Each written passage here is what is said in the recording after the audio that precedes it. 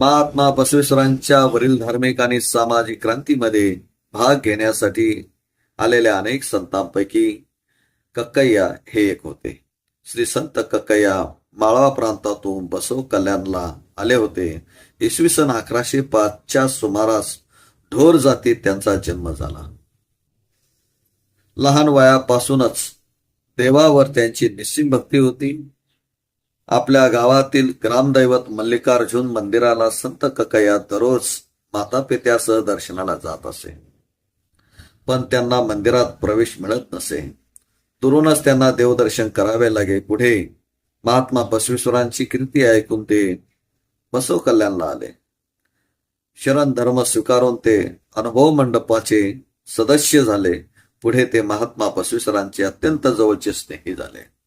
अनुभव मंडपात चालत असलेल्या सामाजिक, धार्मिक, आर्थिक, साहित्य व आध्यात्मिक चर्चेत संत कक्कय्या नेहमी भाग घेत असत.